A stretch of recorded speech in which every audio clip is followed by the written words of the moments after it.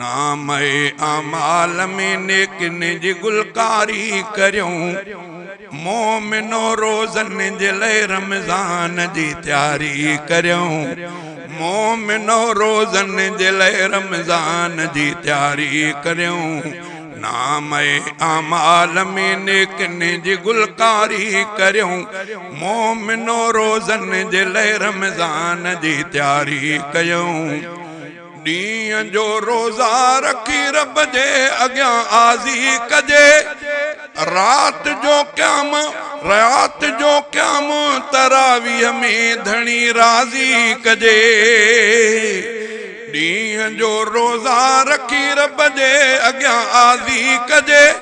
रात जो क़याम तरावीह में धणी राज़ी कजे रात जो क़याम तरावीह में धणी राज़ी कजे सोनवरनी ॻाल्हि ते सारा अमलदारी करूं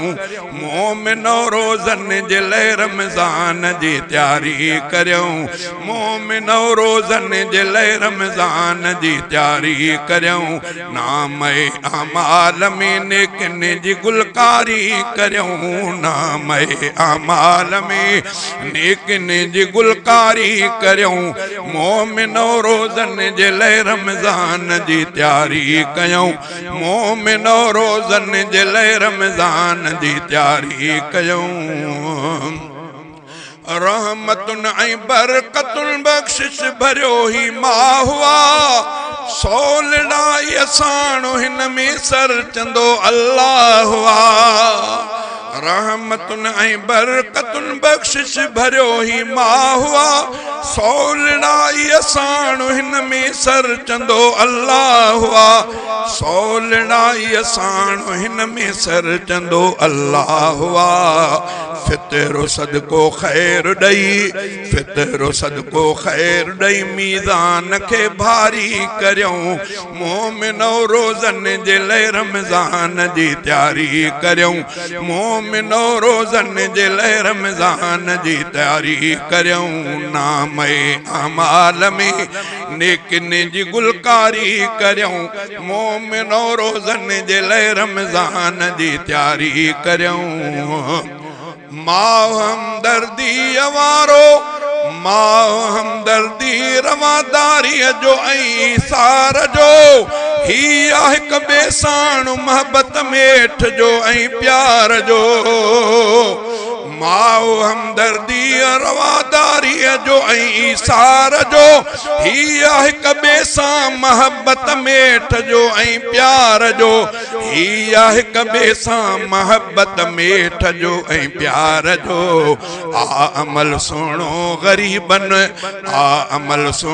ग़रीबन साण इफ़्तारी करूं आ अमल सुहिणो ग़रीबन साण इफ़्तारी करूं मोमिनो रोज़न जे लाइ रमज़ान जी तैयारी करूं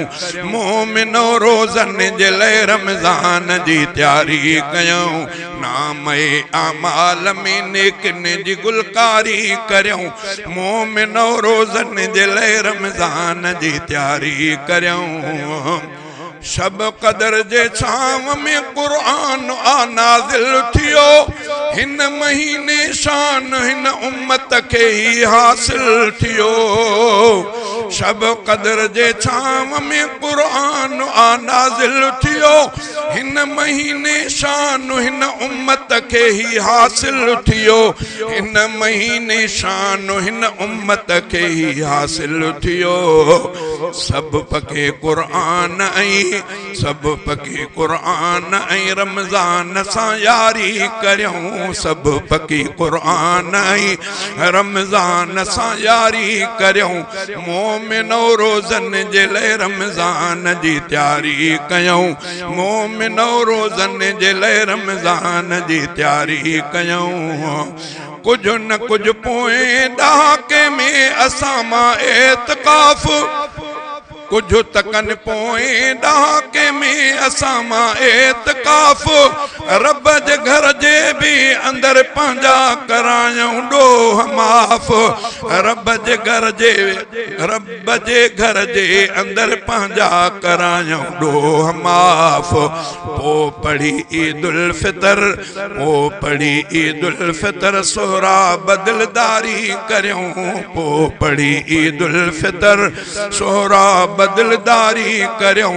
मोमिनो रोज़नि जे लाइ रमज़ान जी तयारी कयूं नाम अमाल में नेकिन जी गुलकारी करियूं मोमिनो रोज़नि जे लाइ रमज़ान जी तयारी कयूं।